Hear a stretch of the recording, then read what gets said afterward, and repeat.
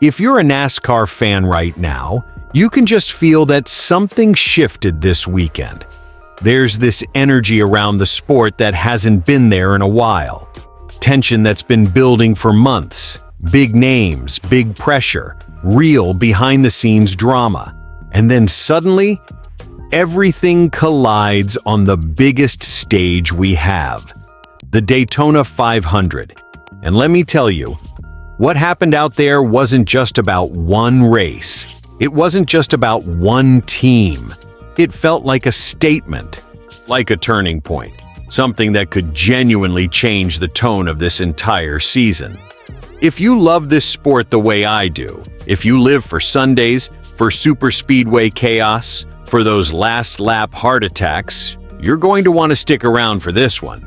And hey, before we dive in, if you're a real NASCAR fan and you're rocking with this kind of honest fan-to-fan conversation, hit that like button, subscribe to NASCAR Nation Report.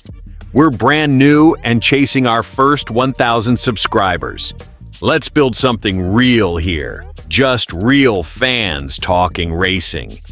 All right, now let's talk about what just went down. Because this wasn't just any win. This was Michael Jordan's 23 NASCAR Racing finally breaking through at the Daytona 500. The No. 45 car. Tyler Reddick, last lap. Absolute chaos. And the timing? You could not script it better. Just a little over 2 months ago, 23 FIC. Racing finalized a massive lawsuit settlement with NASCAR after a brutal 15-month battle. This thing dragged through an 8-day court trial. It wasn't just headlines, it was tension between ownership and the sanctioning body. It was uncomfortable. It was real. Remember, 23ZS Racing and Front Row Motorsports actually gave up their charters when they refused to sign the 2025 to 2031 agreement so they could pursue that lawsuit. That's how serious it got. But the settlement changed everything. Both teams were awarded charters again. Not only that, the agreement included an amendment establishing evergreen charters, essentially making charters permanent for all teams. That's a huge structural shift in NASCAR. On top of that, the three-strike rule came back, and teams will now receive revenue from NASCAR's international media rights deal. That is not small stuff. That's foundational change. And before the green flag even dropped on Sunday, Michael Jordan sat down with Fox Sports' Jamie Little and basically said what a lot of us were thinking, that this whole fight, as messy as it was, forced real conversations. He said both sides had been at a stalemate, that they needed to talk about change, about growing the sport. He admitted they had to go through what they went through last summer, but coming out of it, there's more appreciation on both sides, more openness, more communication. And the part that hit me? He said, don't forget about the fans. That the fans are what make this sport enjoyable. That if NASCAR listens, adapts, and grows with teams and fans in mind, everybody will be okay. That's not just corporate talk. That's someone who understands brand, legacy, and growth at the highest level. And whether you love him or not, Michael Jordan does not attach his name to something halfway. Now fast forward to the race, Daytona, superspeedway racing. You know what that means. Survival. Avoid the big one. Position yourself late. Jordan said it himself before the race. They've got young drivers learning, veterans capable of running up front, and he'd take any one of the 4 cars winning. But realistically, at Daytona, you just want all 4 cars at the end. That's a miracle some years. And somehow, in that action-packed final lap, Tyler Reddick puts the number 45 in victory lane.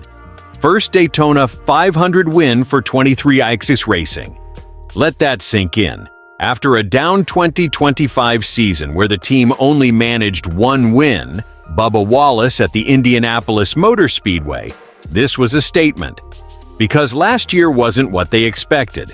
Reddick slipped in the standings. The momentum wasn't there. And now, he's heading toward free agency at the end of the 2026 season. That adds pressure. Big pressure. This isn't just about one trophy. This win changes leverage. It changes perception.